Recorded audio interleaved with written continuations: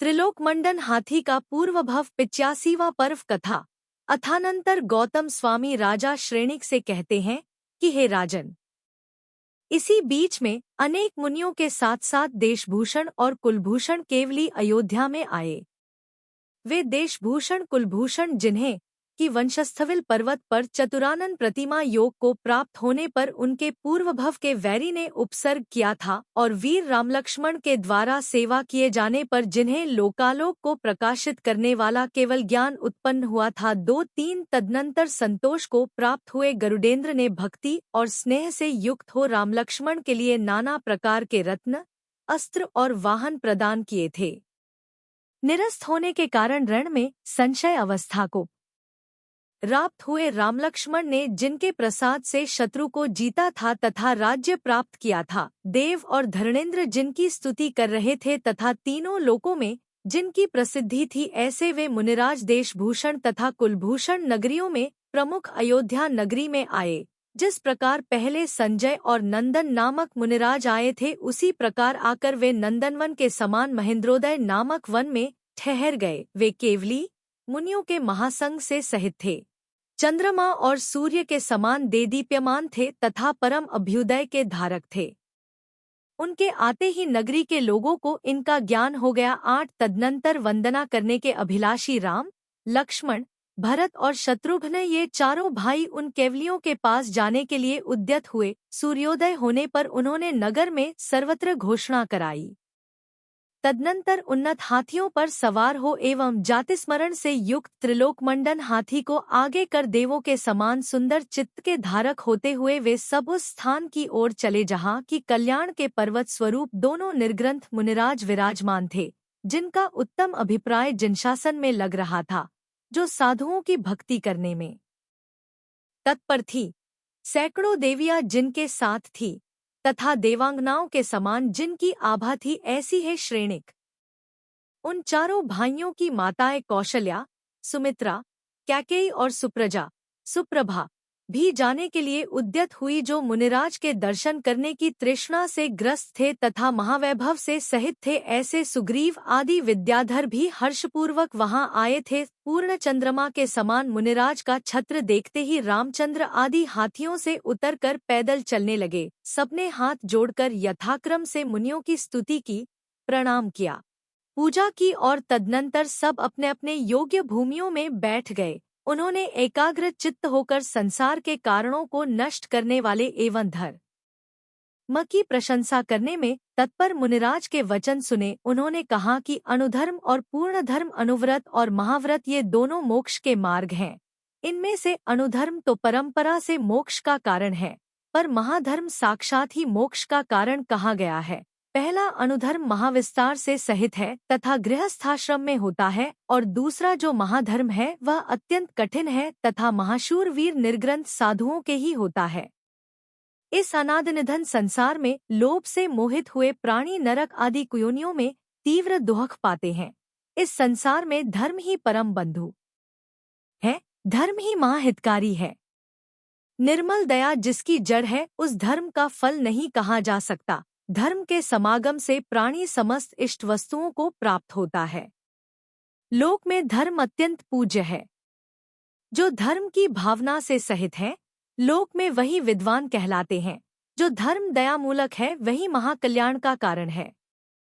संसार के अन्य अधम धर्मों में वह दयामूलक धर्म कभी भी विद्यमान नहीं है, अर्थात उनसे वह भिन्न है। वह दयामूलक धर्म जिनेंद्र भगवान के द्वारा प्रणीत परम दुर्लभ मार्ग में सदा विद्यमान रहता है, जिसके द्वारा 3 लोक का अग्रभाग अर्थात मोक्ष प्राप्त होता है। जिस धर्म के उत्तम फल को पाताल में धरणेंद्र आदि, पृथ्वी पर चक्रवर्ती आदि और स्वर्ग में इंद्र आदि भोगते हैं, उसी समय प्रकरण पाकर लक्ष्मण ने स्वयं हाथ जोड़कर शिर से प्रणाम कर मुनिराज से यह पूछा कि हे प्रभो, त्रिलोकमंडन नामक गजराज खंभे को तोड़कर किस कारण क्षोभ को प्राप्त हुआ और फिर किस कारण अकस्मात ही शांत हो गया? हे भगवन, आप मेरे इस संशय को दूर करने के लिए योग्य हैं। तदनंतर देशभूषण केवली ने निम्न प्रकार वचन कहे। उन्होंने कहा कि यह हाथी अत्यधिक पराक्रम की उत्कटता से पहले तो परम क्षोभ को प्राप्त हुआ था और उसके बाद पूर्वभव का स्मरण होने से शांति को प्राप्त हो गया था। इस कर्मभूमिरूपी युग के आदि में इसी अयोध्या नगरी में राजा नाभिराज और रानी मरुदेवी के निमित्त से शरीर को प्राप्त कर उत्तम नाम को धारण करने वाले भगवान ऋषभदेव प्रकट हुए थे। उन्होंने पूर्व भव में 3 लोक को क्षोभित करने वाले तीर्थंकर नाम कर्म का बंध किया था। उसी के फलस्वरूप वे इंद्र के समान विभूति से प्रसिद्धि को प्राप्त हुए थे। विंध्याचल और हिमाचल ही जिसके उन्नत स्तन थे तथा समुद्र जिसकी कर्धनी थी, ऐसी पृथ्वी का जिन्होंने सदा अनुकूल चलने वाली अपनी पतिव्रता पत्नी के समान सदा सेवन किया था। तीनों लोग जिन्हें नमस्कार करते थे, ऐसे वे भगवान ऋषभदेव पहले इस अयोध्यापुरी में उस प्रकार रमण करते थे जिस प्रकार की स्वर्ग में इंद्र रमण करता है। वे श्रीमान ऋषभदेव द्युति तथा कांति से सहित थे, लक्ष्मी, श्री और कांति से संपन्न थे, कल्याणकारी गुणों के सागर थे, 3 ज्ञान के धारी थे, धीर और गंभीर थे, नेत्र और मन को हरण करने वाली चेष्टाओं से सहित थे, सुंदर शरीर के धारक थे, बलवान थे और परम प्रतापी थे। जन्म के समय भक्ति से भरे सौधर्मेंद्र आदि देवों ने सुमेरु पर्वत पर सुवर्ण तथा रत्नमय घटों से उनका अभिषेक किया था। इंद्र भी जिनके ऐश्वर्य की निरंतर चाह रखते थे, उन ऋषभदेव के गुणों का वर्णन केवली भगवान को छोड़कर कौन कर सकता है। बहुत लंबे समय तक लक्ष्मी के उत्कृष्ट वैभव का उपभोग कर वे एक दिन नीलांजना नाम की अप्सरा को देख प्रतिबोध को प्राप्त हुए। लौकांतिक देवों ने जिनकी स्तुति की थी, ऐसे महावैभव के धारी जगतगुरु भगवान ऋषभदेव अपने 100 पुत्रों पर राज्यभार सौंपकर घर से निकल पड़े। 36 यतश भगवान प्रजा से निःस्पृह हो तिलकनामा उद्यान में गए थे, इसलिए लोक में वह उद्यान प्रजाग इस नाम का तीर्थ प्रसिद्ध हो गया।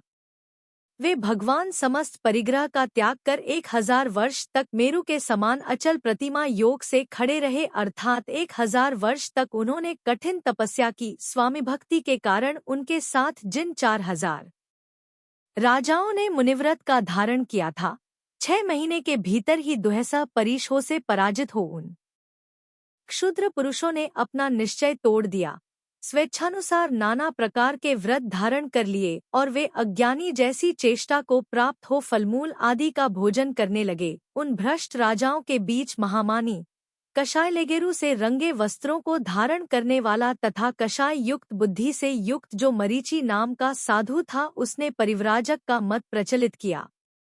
इसी विनीता नगरी में एक सुप्रभ नाम का राजा था। उसकी प्रहलादना नाम की स्त्री की कुक्षरूपी भूमि से उत्पन्न हुए महामणियों के समान सूर्योदय और चंद्रोदय नाम के 2 पुत्र थे। ये दोनों पुत्र समस्त संसार में प्रसिद्ध थे।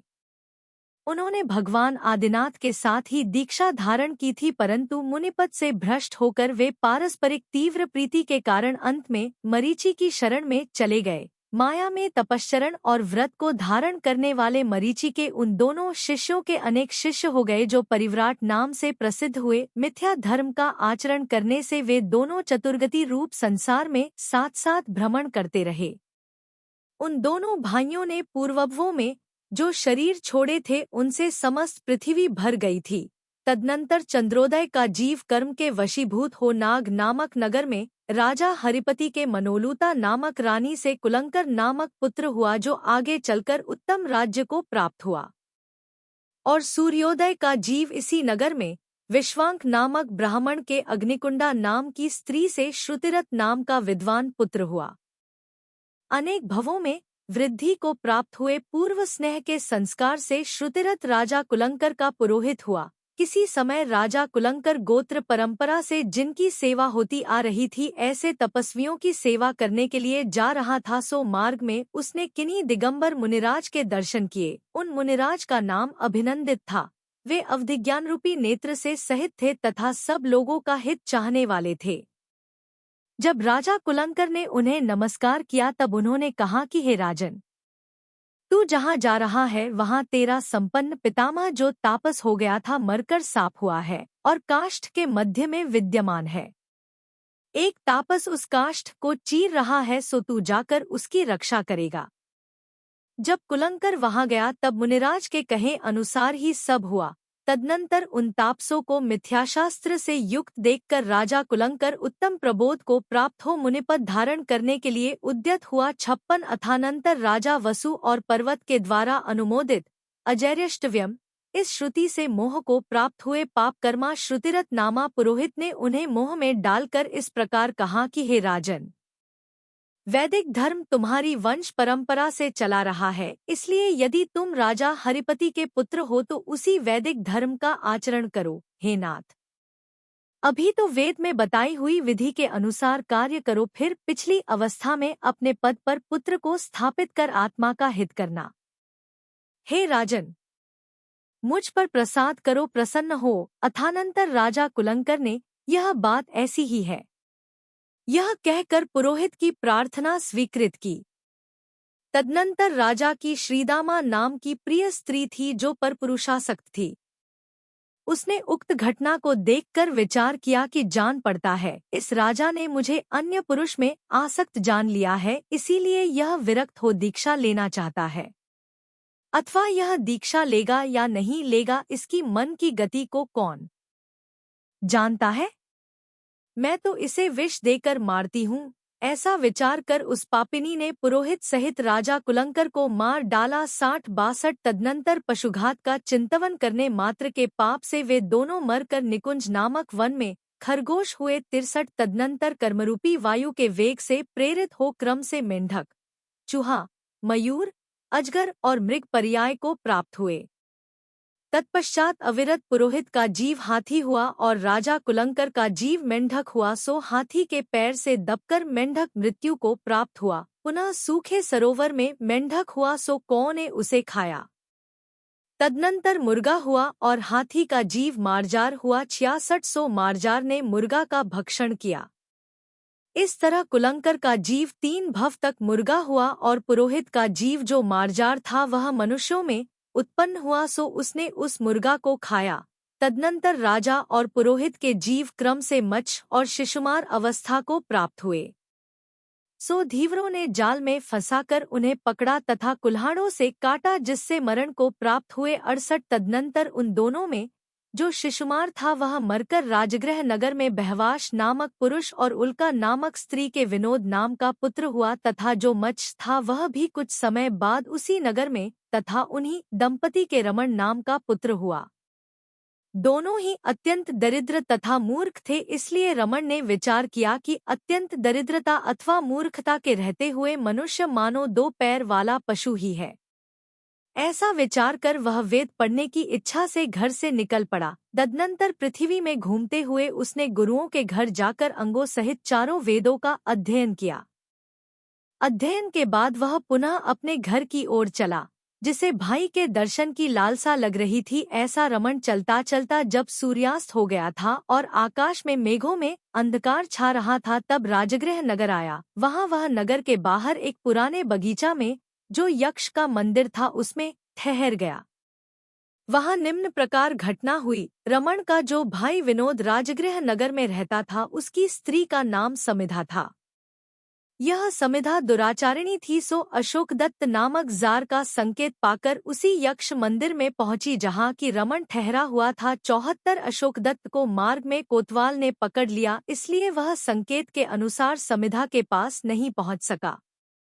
इधर समिधा का असली पति विनोद तलवार लेकर उसके पीछे पीछे गया। वहां समिधा के साथ रमण का सद्भावपूर्ण वार्तालाप सुन विनोद ने क्रोधित हो रमण को तलवार से निष्प्राण कर दिया। तदनंतर प्रच्छन्न पापी विनोद हर्षित होता हुआ अपनी स्त्री के साथ घर आया। उसके बाद वे दोनों दीर्घकाल तक संसार में भटकते रहे। तत्पश्चात विनोद का जीव भैंसा हुआ और रमण का जीव उसी वन में अंधा रीछ हुआ, सो दोनों ही उस शालवन में जलकर मरे। तदनंतर दोनों ही गिरिवन में व्याध हुए, फिर मरकर हरिण हुए। उन हरिणों के जो माता पिता आदि बंधुजन थे वे भय के कारण दिशाओं में इधर उधर भाग गए। दोनों बच्चे अकेले रह गए। उनके नेत्र अत्यंत सुंदर थे, इसलिए व्याधों ने उन्हें जीवित ही पकड़ लिया। अथानंतर तीसरा नारायण राजा स्वयंभूति श्री विमलनाथ स्वामी के दर्शन करने के लिए गया। बहुत भारी रिद्धि को धारण करने वाला राजा स्वयंभू जब सुरों और असुरों के साथ जिनेंद्र देव की वंदना करके लौट रहा था, तब उसने उन दोनों हरिणों को देखा। सो व्याधों के पास से लेकर उसने उन्हें जिन मंदिर में रखवा दिया। वहां मुनियों के दर्शन करते और राज दरबार से इच्छानुकूल भोजन ग्रहण करते हुए दोनों हरिण परम धैर्य को प्राप्त हुए। उन दोनों हरिणों में एक हरिण आयु क्षीण होने पर समाधिमरण कर स्वर्ग गया और दूसरा तिर्यंचों में भ्रमण करता रहा। तदनंतर विनोद का जीव जो हरिण था, उसने कर्मयोग से किसी तरह मनुष्य पर्याय प्राप्त की, मानो स्वप्न में राज्य ही उसे मिल गया हो।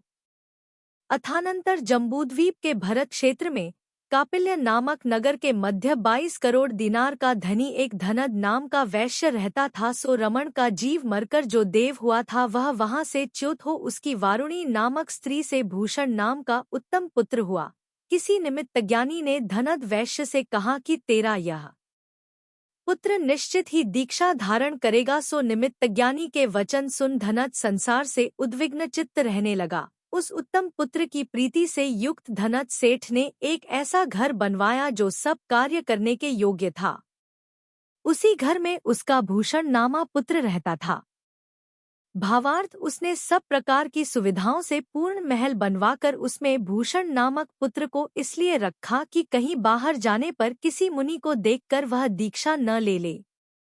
उत्तमोत्तम स्त्रियां नाना प्रकार के वस्त्र, आहार और विलेपन आदि के द्वारा जिसकी सेवा करती थी, ऐसा भूषण वहां सुंदर चेष्टाएं करता था। नवासी वह सदा अपने महल रूपी पर्वत के 5वें खंड में रहता था, इसलिए उसने कभी स्वप्न में भी न तो उदित हुए सूर्य को देखा था और न अस्त होता हुआ चंद्रमा ही देखा था। धनद सेठ ने सैकड़ों मनोरथों के बाद यह एक ही पुत्र प्राप्त किया था, इसलिए वह उसे पूर्व स्नेह के संस्कारवश प्राणों से भी अधिक प्यारा था। धनद पूर्व भव में भूषण का भाई था, अब इस भव में पिता हुआ। सो ठीक ही है, क्योंकि संसार में प्राणियों की चेष्टाएं नट की चेष्टाओं के समान विचित्र होती हैं। 92 तदनंतर किसी दिन रात्रि समाप्त होते ही भूषण ने देवदुन्दुभी का शब्द सुना, देवों का आगमन देखा और उनका शब्द सुना, जिससे वह विबोध को प्राप्त हुआ। वह भूषण स्वभाव से ही कोमल चित्त था, समीचीन धर्म का आचरण करने में तत्पर था, महाहर्ष से युक्त था तथा उसने दोनों हाथ जोड़कर मस्तक से लगा रखे थे। यह श्रीधर मुनिराज की वंदना के लिए शीघ्रता से सीढ़ियों पर उतरता चला आ रहा था कि सांप के काटने से उसने शरीर छोड़ दिया। वह मरकर महेंद्र नामक चतुर्थ स्वर्ग में उत्पन्न हुआ। वहां से च्युत होकर पुष्करद्वीप के चंद्रादित्य नामक नगर में राजा प्रकाशश का पुत्र हुआ। माधवी इसकी माता थी और स्वयं उसका जगद्युति नाम था। यौवन का उदय होने पर वह अत्यंत श्रेष्ठ राज्य लक्ष्मी को प्राप्त हुआ। वह संसार से अत्यंत भयभीत रहता था, इसलिए वृद्ध मंत्री उपदेश दे देकर बड़ी कठिनाई से उससे राज्य कराते थे। वृद्ध मंत्री उससे कहा करते थे कि हे वत्स, कुल परंपरा से आए हुए इस सुंदर राज्य का पालन करो, क्योंकि राज्य का पालन करने से ही समस्त प्रजा सुखी होती है। भूषण राज्य कार्य में स्थिर रहता हुआ सदा तपस्वी मुनियों को आहारादि से संतुष्ट रखता था। अंत में वह मरकर देवकुरु नामा भोगभूमि में गया और वहां से मरकर ऐशान स्वर्ग में उत्पन्न हुआ। वहां परम कांति को धारण करने वाले उस भूषण के जीव ने देवीजनों से आवृत होकर तथा नाना रूप के धारक हो अनेक पलियों तक भोगों का उपभोग किया। वहां से च्युत हो जम्बूद्वीप के पश्चिम विदेह क्षेत्र में अचल चक्रवर्ती की बालमृगी के समान सरल रत्ना नाम की रानी के सब लोगों को आनंदित करने वाला महागुणों का धारी पुत्र हुआ। वह पुत्र शरीर तथा नाम दोनों से ही अभिराम था, अर्थात अभिराम इस नाम का धारी था और शरीर से अत्यंत सुंदर था। अभिराम महावैराग्य से सहित था तथा दीक्षा धारण करने के लिए उद्यत था, परंतु चक्रवर्ती ने उसका विवाह कर उसे जबरदस्ती ऐश्वर्य मिंगराज्य पालन में नियुक्त कर दिया। सदा 3000 स्त्रियां जल में स्थित हाथी के समान उस गुणी पुत्र का सावधानी पूर्वक लालन करती थी। उन सब स्त्रियों से घिरा हुआ अभिराम रति संबंधी सुख को विष के समान मानता था और शांत चित्त हो केवल मुनिव्रत धारण करने के लिए उत्कंठित रहता था। परंतु पिता की परतंत्रता से उसे वह प्राप्त नहीं कर पाता था। उन सब स्त्रियों के बीच में बैठा तथा हार केयूर मुकुट आदि से विभूषित हुआ वह अत्यंत कठिन असिधारा व्रत का पालन करता था, जिसे चारों ओर से स्त्रियां घेरे हुई थी। ऐसा वह श्रीमान अभिराम उत्तम आसन पर बैठकर उन सबके लिए जैन धर्म की प्रशंसा करने वाला उपदेश देता था। वह कहा करता था, इस संसार रूपी अटवी में चिरकाल से भ्रमण करने वाला प्राणी पुण्य कर्मोदय से बड़ी कठिनाई से इस मनुष्य भव को प्राप्त होता है। उदार अभिप्राय को धारण करने वाला कौन मनुष्य जानबूझकर अपने आप को कुएं में गिराता है? कौन मनुष्य विषपान करता है?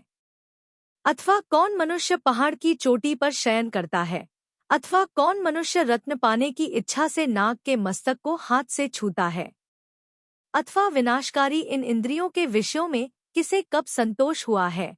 अत्यंत चंचल जीवन में जिनकी स्पृहा शांत हो चुकी है, ऐसे मनुष्यों की जो एक पुण्य में प्रशंसनीय आसक्ति है, वही उन्हें मुक्ति का सुख देने वाली है, इत्यादि परमार्थ का उपदेश देने वाली वाणी सुनकर उसकी वे स्त्रियां शांत हो गई थी तथा शक्ति अनुसार नियमों का पालन करने लगी थी। वह राजपुत्र अपने सुंदर शरीर में भी राग से रहित था, इसलिए वेला आदि उपवासों से कर्म की कलुषता को दूर करता रहता था, जिसका चित्त सदा सावधान रहता था। ऐसा वह राजपुत्र विचित्र तपस्या के द्वारा शरीर को उस तरह कृश करता रहता था जिस तरह की ग्रीष्म ऋतु का सूर्य पानी को कृश करता रहता है। निर्मल सम्यक दर्शन को धारण करने वाले उस निश्चल चित्तवीर राजपुत्र ने 64,000 वर्ष तक अत्यंत दुस्सह तप किया। अंत में पंच परमेष्ठियों के नमस्कार से युक्त समाधिमरण को प्राप्त हो ब्रह्मोत्तर नामक स्वर्ग में उत्तम देव पर्याय को प्राप्त हुआ है। अथानंतर भूषण के भव में जो उसका पिता धनज सेठ था, उसका जीव नाना योनियों में भ्रमण कर जम्बूद्वीप संबंधी भरत क्षेत्र की दक्षिण दिशा में स्थित जो पोदनपुर नाम का नगर था, उसमें अग्निमुख और शकुना नामक ब्राह्मण अब्राह्मणी उसके जन्म के कारण हुए। उन दोनों के वह मृदुमती नाम का पुत्र हुआ। वह मृदुमती निरर्थक नाम का धारी था, अर्थात मृदु बुद्धि न होकर कठोर बुद्धि था, जिसकी बुद्धि जुआ तथा अविनय में आसक्त रहती थी, जो मार्गधूलि से धूसरित रहता था तथा जो नाना प्रकार के अपराध करने के कारण लोगों के द्वेष का पात्र था। ऐसा वह अत्यंत दुष्ट चेष्टाओं का धारक था। लोगों के उलाहनों से खिन्न होकर माता पिता ने उसे घर से निकाल दिया, जिससे वह पृथ्वी में जहाँ तहाँ भ्रमण कर यौवन के समय पुनः पोदनपुर में आया। वहाँ एक ब्राह्मण के घर में प्रविष्ट हो उसने पीने के लिए जल मांगा, सो ब्राह्मणी ने उसे जल दिया। जल देते समय उस ब्राह्मणी के नेत्रों से टप टप कर आंसू नीचे पड़ रहे थे, अत्यंत शीतल जल से जिसकी आत्मा संतुष्ट हो गई थी। ऐसे उस मृदुमती ने पूछा कि हे दयावती, तू इस तरह क्यों रो रही है? उसके इस प्रकार कहने पर ब्राह्मणी ने कहा कि हे भद्र, मुझने निर्दया हो अपने पति के साथ मिलकर तेरे ही समान आकृति वाले अपने छोटे से पुत्र को, बड़े दुख की बात है कि घर से निकाल दिया था। सो अनेक देशों में घूमते हुए तूने यदि कहीं उसे देखा हो तो उसका पता बता। वह नीलकमल के समान श्यामवर्ण था। तदनंतर अश्रु छोड़ते हुए उसने कहा कि हे माता, रोना छोड़, धैर्य धारण कर। वह मैं ही तेरा पुत्र हूँ जो चिरकाल बाद सामने आया हूँ। शकुना ब्राह्मणी अपने अग्निमुख नामक पति के साथ पुत्र प्राप्ति के महोत्सव को प्राप्त हो सुख से रहने लगी और उसके स्तनों से दूध झरने लगा। मृदुमती अत्यंत तेजस्वी था, सुंदर था, बुद्धिमान था, नाना शास्त्रों में निपुण था, सर्व स्त्रियों के नेत्र और मन को हरने वाला था, धूर्तों के मस्तक पर स्थित था, अर्थात उनमें शिरोमणि था। वह जुआ में सदा जीतता था, अत्यंत चतुर था, कलाओं का घर था और कामोपभोग में सदा आसक्त रहता था। इस तरह वह नगर में सदा क्रीड़ा करता रहता था। उस पोदनपुर नगर में एक वसंतडमरा नाम की वेश्या समस्त वेश्याओं में उत्तम थी, जो कामभोग के विषय में उसकी अत्यंत इष्ट स्त्री थी। उसने अपने माता पिता को अन्य बंधुजनों के साथ साथ दरिद्रता से मुक्त कर दिया था, जिससे वे समस्त इच्छित पदार्थों को प्राप्त कर राजा रानी जैसी लीला को प्राप्त हो रहे थे। उसका पिता कुंडल आदि अलंकारों से अत्यंत देदीप्यमान था तथा माता मेखला आदि अलंकारों से युक्त हो नाना कार्यकलाप में सदा व्यग्र रहती थी। एक दिन वह मृदुमती चोरी करने के लिए शशांक नामा नगर के राजमहल में घुसा। वहां का राजा नंदिवर्धन विरक्त हो रानी से कह रहा था सो उसे उसने सुना था। उसने कहा कि आज मैंने शशांकमुख नामक गुरु के चरणमूल में मोक्ष सुख का देने वाला उत्तम धर्म सुना है। हे देवी, ये विषय विष के समान अत्यंत दारुण है, इसलिए मैं दीक्षा धारण करता हूँ। तुम शोक करने के योग्य नहीं हो। इस प्रकार रानी को शिक्षा देते हुए श्री नंदिवर्धन राजा को सुनकर वह मृदुमती अत्यंत निर्मल बोधि को प्राप्त हुआ। संसार की दशा से विरक्त हो उसने शशांकमुख नामा गुरु के पादमूल में सर्व परिग्रह का त्याग कराने वाली जिंदीक्षा धारण कर ली। अब वह शास्त्रोक्त विधि का आचरण करता तथा जब कभी प्रासुक भिक्षा प्राप्त करता हुआ क्षमा धर्म से युक्त हो घोर तप करने लगा। अथानंतर गुणनिधि नामक एक उत्तम मुनिराज ने दुर्गगिरि नामक पर्वत के शिखर पर आहार का परित्याग कर 4 माह के लिए वर्षायोग धारण किया। सुर और असुरों ने जिसकी स्तुति की तथा जो चारण रिद्धि के धारक थे, ऐसे वे धीर वीर मुनिराज 4 माह का नियम समाप्त कर कहीं विधिपूर्वक आकाशमार्ग से उड़ गए, विहार कर गए। तदनंतर उत्तम चेष्टाओं के धारक एवं युग मात्र पृथ्वी पर दृष्टि डालने वाले मृदुमती नामक मुनिराज भिक्षा के लिए आलोकनामा नगर में आए। सो राजा सहित नगरवासी लोगों ने यह जानकर कि ये वे ही महामुनि हैं जो पर्वत के अग्रभाग पर स्थित थे, उन्हें आते देख बड़े संभ्रम से भक्ति सहित उनके दर्शन किए तथा उनकी पूजा कर उन्हें नाना प्रकार के आहारों से संतुष्ट किया। और जवा इंद्रिय में आसक्त हुए उन मुनि ने पाप कर्म के उदय से माया धारण की। नगरवासी लोगों ने कहा कि तुम वही मुनिराज हो जो पर्वत के अग्रभाग पर स्थित थे तथा देवों ने जिनकी वंदना की थी। इस प्रकार कहने पर उन्होंने अपना सिर नीचा कर लिया, किंतु यह नहीं कहा कि मैं वह नहीं हूँ। इस प्रकार भोजन के स्वाद में लीन मृदुमती मुनि ने अज्ञान अथवा अभिमान के कारण दुहक के बीच स्वरूप इस आत्मवंचना का उपार्जन किया, अर्थात माया की। यतश उन्होंने गुरु के आगे अपनी यह माया शल्य नहीं निकाली, इसलिए वे इस परम दुहक की पात्रता को प्राप्त हुए। तदनंतर मृदुमती मुनि मरण कर उसी स्वर्ग में पहुँचे जहाँ की रिद्धियों सहित अभिराम नाम का देव रहता था। पूर्व कर्म के प्रभाव से परम रिद्धि को धारण करने वाले उन दोनों देवों को उस वर्ग में अत्यंत प्रीति थी। देवियों के समूह से युक्त तथा सुखरूपी सागर में निमग्न रहने वाले वे दोनों देव अपने पुण्योदय से अनेक सागर पर्यंत उस स्वर्ग में क्रीड़ा करते रहे। तदनंतर मृदुमती का जीव पुण्यराशि के क्षीण होने पर वहां से च्युत हो मायाचार के दोष से दूषित होने के कारण जम्बूद्वीप में आया। जम्बूद्वीप में ऊंचे ऊंचे शिखरों से सहित निकुंज नाम का एक पर्वत है, उस पर अत्यंत सघन शल्यकी नामक वन है। उसी वन में यह मेघसमूह के समान हाथी हुआ है।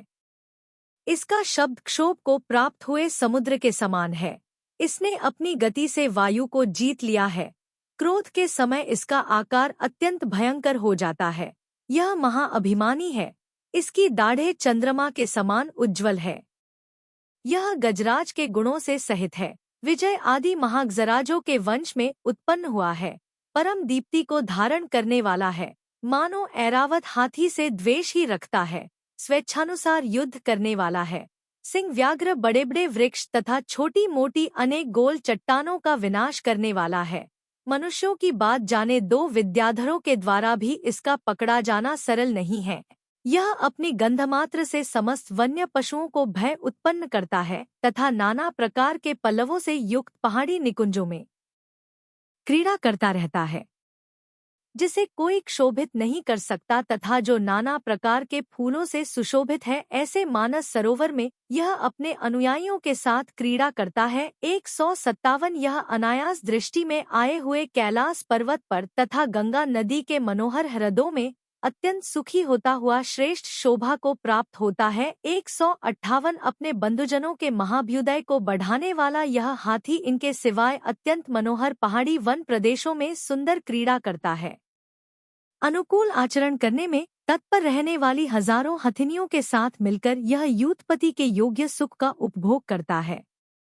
हाथियों के समूह से घिरा हुआ यह हाथी जब यहाँ वहाँ विचरण करता है, तब पक्षियों के समूह से आवृत गरुड़ के समान सुशोभित होता है। जिसकी गर्जना मेघगर्जना के समान सघन है तथा जो दानरूप झरनों के निकलने के लिए मानो पर्वत ही है, ऐसा यह उत्तम गजराज लंका के धनी रावण के द्वारा देखा गया, अर्थात रावण ने इसे देखा तथा विद्या और पराक्रम से उग्र रावण ने इसे वशीभूत किया एवं सुंदर सुंदर लक्षणों से युक्त इस हाथी का त्रिलोक कंटक नाम रखा। यह पूर्वभव में स्वर्ग में अप्सराओं के साथ चिरकाल तक क्रीड़ा कर सुखी हुआ, अब हस्तिनियों के साथ क्रीड़ा कर सुखी हो रहा है। यथार्थ में कर्मों की ऐसी ही विचित्र शक्ति है कि जीव दुहखों से युक्त नाना योनियों में परम प्रीति को प्राप्त होते हैं। अभिराम का जीव भी च्युत हो अयोध्या नगरी में राजा भरत हुआ है। यह भरत अत्यंत बुद्धिमान है तथा समीचीन धर्म में इसका हृदय लग रहा है, जिसके मोह का समूह विलीन हो चुका है तथा जो भोगों से विमुख है, ऐसा यह भरत पुनर्भव दूर करने के लिए मुनि दीक्षा धारण करना चाहता है। श्री ऋषभदेव के समय ये दोनों सूर्योदय और चंद्रोदय नामक भाई थे तथा उन्हीं ऋषभदेव के साथ जिनधर्म में दीक्षित हुए थे, किंतु बाद में अभिमान से प्रेरित हो महाव्रत छोड़कर मरीचि के द्वारा चलाए हुए परिव्राजक मत में दीक्षित हो गए, जिसके फलस्वरूप संसार के दुहक से दुहखी हो कर्मों का फल भोगते हुए चिरकाल तक संसार में रमण करते रहे। सो ठीक ही है, क्योंकि संसार में जो मनुष्य तप नहीं करते हैं वे अपने द्वारा किए हुए सुख दुखदायी कर्म का फल अवश्य ही प्राप्त करते हैं। जो चंद्रोदय का जीव पहले कुलंकर और उसके बाद समाधि मरण करने वाला मृग हुआ था, वही क्रमक्रम से उत्तम हृदय को धारण करने वाला राजा भरत हुआ है। और सूर्योदय ब्राह्मण का जीव मरकर मृग हुआ, फिर क्रमक्रम से पापकर्म के उदय से इस हस्ती पर्याय को प्राप्त हुआ है। अत्यंत उत्कट बल को धारण करने वाला यह हाथी पहले तो बंधन का खंभा उखाड़कर क्षोभ को प्राप्त हुआ, परंतु बाद में भरत के देखने से पूर्वभव का स्मरण कर शांत हो गया। गौतम स्वामी कहते हैं कि हे विद्वज्जनों, इस तरह नाना प्रकार की गत्यागति तथा बाह्य सुख और दुहक को जानकर इस विषम कर्म अटवी को छोड़ धर्म में रमण करो, क्योंकि जिन्होंने मनुष्य पर्याय प्राप्त कर जिनेन्द्र कथित धर्म धारण नहीं किया है, वे संसार भ्रमण को प्राप्त हो आत्महित से दूर रहते हैं। हे भव्यजनों, जो श्री जिनेन्द्र देव के मुखारविंद से प्रकट हुआ है तथा मोक्ष के देने में तत्पर है, ऐसे अनुपम जिनधर्म को पाकर सूर्य की कांति को जीतने वाला पुण्य संचय करो, जिससे निर्मल परम पद को प्राप्त हो सको। इस प्रकार आर्ष नाम से प्रसिद्ध रविशेणाचार्य द्वारा कथित पद्मपुराण में भरत तथा त्रिलोक मंडन हाथी के पूर्ववों का वर्णन करने वाला 85वां पर्व पूर्ण हुआ।